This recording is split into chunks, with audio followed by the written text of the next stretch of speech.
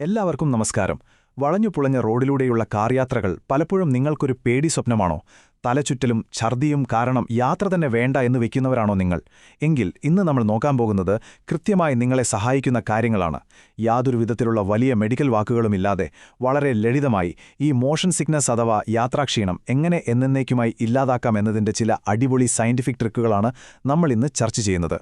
ഒന്ന് ആലോചിച്ചു നോക്കൂ, ദീർഘദൂര യാത്രകളിൽ കാറിന്റെ പിൻസീറ്റിലിരുന്ന് യാതൊരു ബുദ്ധിമുട്ടുമില്ലാതെ നിങ്ങളുടെ ഫോണിൽ സ്ക്രോൾ ചെയ്യാൻ കഴിഞ്ഞാൽ എത്ര പൊളിയായിരിക്കും അല്ലേ? പലർക്കും ഇതൊരു നടക്കാത്ത സ്വപ്നമാണ്. പക്ഷേ യാത്രാക്ഷീണം എന്തുകൊണ്ടാകുന്നു എന്നതിന്റെ ലളിതമായ സയൻസ് മനസ്സിലാക്കിയാൽ ഇത് 100% സാധ്യമാണ്. അതെങ്ങനെ ചെയ്യാം എന്നതിന്റെ പ്രാക്ടിക്കലായ സൂത്രവിദ്യകളിലേക്കാണ് നമ്മളിനി നേരിട്ട് കടക്കുന്നത്. അപ്പോൾ ഒന്നാമത്തെ കാര്യം, തലച്ചോറിലെ വലിയ ആശയക്കുഴപ്പം. എന്താണവിടെ സംഭവിക്കുന്നത് എന്ന് നോക്കാം. സത്യത്തില് എന്തുകൊണ്ടാണ് കാറിലിരിക്കുമ്പോൾ നമുക്ക് ഈ ബുദ്ധിമുട്ട് വരുന്നത്? വളരെ സിമ്പിളാണ്. നമ്മുടെ ശരീരത്തിൽ ഒരു വലിയ വടംവലി നടക്കുകയാണ്. നിങ്ങൾ കാറിനുള്ളിൽ ഒരു ഫോണിലോ അല്ലെങ്കിൽ മുൻപിലെ സീറ്റിലോ നോക്കി അനങ്ങാതെ ഇരിക്കുമ്പോൾ നിങ്ങളുടെ കണ്ണുകൾ തലച്ചോറിന് കൊടുക്കുന്ന മെസ്സേജ് എന്താണെന്നോ? നമ്മൾ അനങ്ങാതെ ഒരിടത്ത് തന്നെ ഇരിക്കുകയാണ്. പക്ഷെ പ്രശ്നം അതല്ല. നിങ്ങളുടെ ഉള്ളിലെ ചെവി, അതായത് നമ്മുടെ ശരീരത്തിന്റെ ബാലൻസ് നിലനിർത്തുന്ന ഭാഗമുണ്ടല്ലോ, അത് കാറിന്റെ ഓരോ കുലുക്കവും വളവുകളും കൃത്യമായി തിരിച്ചറിയുന്നുണ്ട്. അത് വളരെ വേഗത്തിൽ തലച്ചോറിനോട് വിളിച്ചു പറയുകയാണ്, ഹേയ് അല്ല, നമ്മൾ ഭയങ്കര വേഗത്തിൽ സഞ്ചരിക്കുകയും തിരിയുകയുമാണെന്ന്. ഈ രണ്ട് വ്യത്യസ്ത മെസ്സേജുകൾ ഒരുമിച്ച് കിട്ടുമ്പോൾ നമ്മുടെ തലച്ചോറ് ആകെ കൺഫ്യൂസ്ഡ് ആകും. സത്യത്തിൽ ഹാങ് ആയ ഒരു കമ്പ്യൂട്ടർ പോലെ തലച്ചോറിന് എന്ത് ചെയ്യണമെന്നറിയാതെ വരും. ഈ ഒരു ഘട്ടത്തിൽ ശരീരത്തിൽ എന്തോ വിഷാംശം ഉള്ളിൽ ചെന്നതുകൊണ്ടാകാം ഇങ്ങനെ സംഭവിക്കുന്നതെന്ന് തെറ്റിദ്ധരിച്ച് തലച്ചോർ പെട്ടെന്ന് തന്നെ നമ്മുടെ ശരീരത്തിന്റെ ഡിഫൻസ് സിസ്റ്റത്തെ ഓണാക്കും. ഈ പരിഭ്രാന്തിയാണ് വിയർപ്പായി, തലകറക്കമായി, ഒടുവിൽ ഛർദിയായി പുറത്തുവരുന്നത്. സംഗതി ഇത്രയേ ഉള്ളൂ. ഇനി നമുക്ക് രണ്ടാമത്തെ കാര്യത്തിലേക്ക് വരാം. ഏറ്റവും നല്ലതും മോശവുമായ കാർ സീറ്റുകൾ ഏതൊക്കെയാണെന്ന്. ഈ പ്രശ്നം ഒഴിവാക്കാൻ നമ്മൾ ആദ്യം ചെയ്യേണ്ടത് കാറിന്റെ രൂപഘടന ബുദ്ധിപൂർവ്വം ഉപയോഗിക്കുക എന്നതാണ്. ഏറ്റവും കൗതുകരകരമായ കാര്യം എന്താണെന്ന് വെച്ചാൽ, മുൻസീറ്റ് കഴിഞ്ഞാൽ പിന്നെ ഏറ്റവും മികച്ച സീറ്റെന്ന് പറയുന്നത് പിൻസീറ്റിന്റെ നടുവിലുള്ള ഭാഗമാണ്. നിങ്ങൾ പിൻസീറ്റിൽ യാത്ര ചെയ്യാൻ നിർബന്ധിതനാണെങ്കിൽ നടുവിലുള്ള ആ സീറ്റാണ് നിങ്ങളുടെ ഏറ്റവും വലിയ ആയുധം. കാരണം അവിടെ ഇരുന്നാൽ നിങ്ങൾക്ക് കാറിന്റെ മുൻവശത്തെ ഗ്ലാസ്സിലൂടെ ദൂരെയുള്ള കാഴ്ചകൾ വളരെ വ്യക്തമായി കാണാൻ സാധിക്കും. ഇത് നിങ്ങളുടെ കണ്ണുകൾക്കും ചെവിക്കും ഒരേ സന്ദേശം നൽകാൻ സഹായിക്കും. പക്ഷേ ഡ്രൈവറുടെയോ മുൻസീറ്റിലെ യാത്രക്കാരൻ്റെയോ നേരെ പിന്നിലിരിക്കുന്നത് പരമാവധി ഒഴിവാക്കുക തന്നെ വേണം. കാരണം അവിടെ ഇരിക്കുമ്പോൾ നിങ്ങൾക്ക് മുന്നിലെ കാഴ്ചകൾ കാണാൻ കഴിയില്ല എന്ന് മാത്രമല്ല, ഇതിന് പിന്നിൽ ചെറിയൊരു ഫിസിക്സ് കൂടിയുണ്ട്. അതായത് കാറിന്റെ പിൻചക്രങ്ങൾക്ക് മുകളിലാണ് നിങ്ങൾ ഇരിക്കുന്നതെങ്കിൽ കാർ കുഴികളിൽ ചാടുമ്പോഴും വളവുകൾ തിരിയുമ്പോഴുമുണ്ടാകുന്ന ചലനങ്ങൾ നിങ്ങൾക്ക് ഇരട്ടിയായിട്ടാണ് അനുഭവപ്പെടുക. ഇതിനെയാണ് നമ്മൾ വിപ്ലാഷ് എഫക്റ്റ് എന്ന് പറയുന്നത്. ഇത് നിങ്ങളുടെ ചെവിയിലെ ബാലൻസ് സിസ്റ്റത്തെ ശരിക്കും വല്ലാതെ ബാധിക്കും. ശരി, മൂന്നാമത്തെ ഭാഗം, ജനലുകളും കാഴ്ചയും. നമ്മൾ ഏത് സീറ്റിലിരിക്കണം എന്ന് തീരുമാനിച്ചു കഴിഞ്ഞു. എന്നാൽ എവിടേക്കാണ് നോക്കേണ്ടത് എന്നതിനും ചില കൃത്യമായ റൂൾസ് ഉണ്ട് കേട്ടോ. ഛർദ്ദിക്കാൻ വരുമ്പോൾ പെട്ടെന്ന് പുറത്തേക്ക് നോക്കുക എന്നത് പലരും പറയുന്നൊരു കാര്യമാണ്. എന്നാൽ ഏത് ജനലിലൂടെ നോക്കുന്നു എന്നതും വളരെ പ്രധാനപ്പെട്ടൊരു കാര്യമാണ്. പ്രത്യേകം ശ്രദ്ധിക്കുക, വശങ്ങളിലെ ജനലുകളിലൂടെ അടുത്തുള്ള മരങ്ങളും പോസ്റ്റുകളുമൊക്കെ വേഗത്തിൽ പിന്നിലേക്ക് പോകുന്നത് നോക്കിയിരിക്കുന്നത് തലച്ചോറിനെ കൂടുതൽ കൺഫ്യൂഷനിലാക്കുകയുള്ളൂ. എപ്പോഴും മുൻവശത്തെ ഗ്ലാസ്സിലൂടെ ഏറ്റവും ദൂരെയുള്ള ചക്രവാളത്തിലേക്ക്, അതായത് ആ ഹൊറൈസണിലേക്ക് നോക്കാൻ മാത്രം ശ്രദ്ധിക്കുക. ഇത് നമ്മുടെ കണ്ണുകളെയും ചെവിയെയും വളരെ വേഗം ഒരേ താളത്തിൽ കൊണ്ടുവരും. ഇനി നിങ്ങൾക്ക് മുന്നിലെ കാഴ്ച കാണാൻ കഴിയാത്ത സാഹചര്യമാണെങ്കിലോ, അപ്പോഴാണ് ഈ അൺപ്ലഗിംഗ് സൂത്രം പ്രയോഗിക്കേണ്ടത്. വളരെ സിമ്പിളാണ്. കണ്ണുകൾ പതുക്കെ അടയ്ക്കുക. കണ്ണുകൾ അടയ്ക്കുന്നതോടെ നമ്മൾ അനങ്ങുന്നില്ല എന്ന് തലച്ചോറിനോട് കള്ളം പറയുന്ന ആ സിഗ്നല് അവിടെ വെച്ച് തന്നെ കട്ടാവും. അതോടെ തലച്ചോറിലെ ആ വലിയ യുദ്ധം അവസാനിക്കും.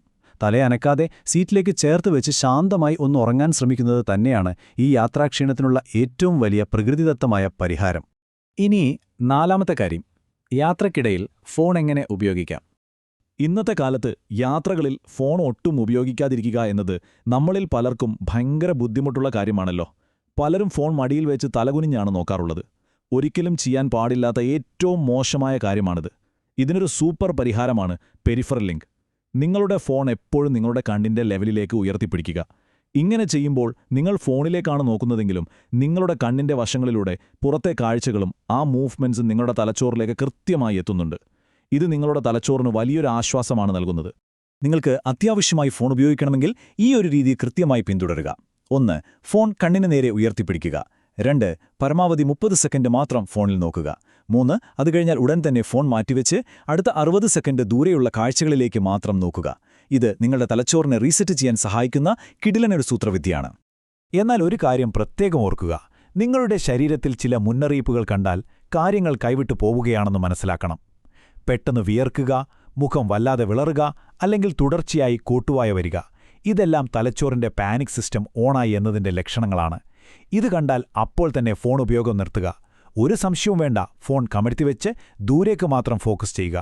അഞ്ചാമത്തെയും അവസാനത്തെയും ഭാഗം മരുന്ന് കഴിക്കേണ്ട ശരിയായ സമയം. യാത്രാക്ഷീണത്തിന് മരുന്ന് കഴിക്കുന്നവരാണ് നമ്മളിൽ പലരും. പക്ഷേ ഇവിടെ മരുന്ന് കഴിക്കേണ്ട കൃത്യമായ സമയക്രമം വളരെ പ്രധാനമാണ്. മിക്ക മരുന്നുകളും യാത്ര തുടങ്ങുന്നതിന് 1 മണിക്കൂർ മുൻപ് തന്നെ കഴിച്ചിരിക്കണം. എന്നാൽ നമ്മളിൽ പലരും ചെയ്യുന്നതെന്താണ്?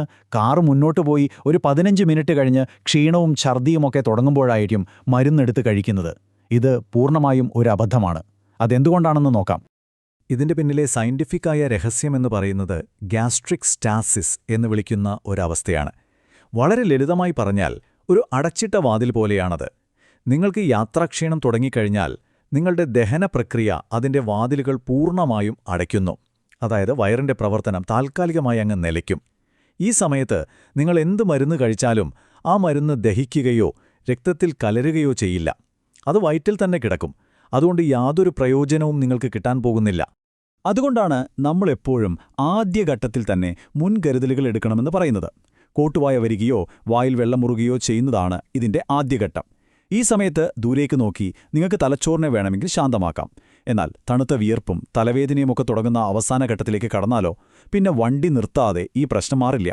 കാരണം നിങ്ങളുടെ തലയിലെ ഞരമ്പുകൾ വികസിക്കുകയും അതൊരു ശാരീരിക ബുദ്ധിമുട്ടായി മാറുകയും ചെയ്തു കഴിഞ്ഞു. നമ്മളിന്ന് ചർച്ച ചെയ്ത കാര്യങ്ങളെല്ലാം ഈ ഒരൊറ്റ വരിയിൽ സംഗ്രഹിക്കാം. മുൻകരുതലാണ് ഏറ്റവും വലിയ പരിഹാരം. തലച്ചോർ ഒരു പരിധി കടന്നാൽ പിന്നെ വാതിലുകൾ അടഞ്ഞു. ഇപ്പോൾ നിങ്ങൾക്ക് യാത്രാക്ഷീണത്തിന് പിന്നിലെ ലളിതമായ സയൻസും അത് നേരിടാനുള്ള കിടിലൻ വഴികളും വ്യക്തമായി മനസ്സിലായി കാണുമെന്ന് വിശ്വസിക്കുന്നു. അപ്പോൾ നിങ്ങളുടെ അടുത്ത യാത്രയ്ക്ക് തയ്യാറെടുക്കുമ്പോൾ ഈ കാര്യങ്ങൾ നിങ്ങൾ എങ്ങനെയാകും പ്രാവർത്തികമാക്കുക? ഈ എളുപ്പവഴികൾ നിങ്ങളുടെ വരും യാത്രകളെ കൂടുതൽ മനോഹരമാക്കട്ടെ എന്ന് ഞാൻ ആശംസിക്കുന്നു. വിവരങ്ങൾ ലളിതമായി വിശദീകരിക്കുന്ന മറ്റൊരു വിഷയവുമായി നമുക്ക് വീണ്ടും കാണാം. നന്ദി.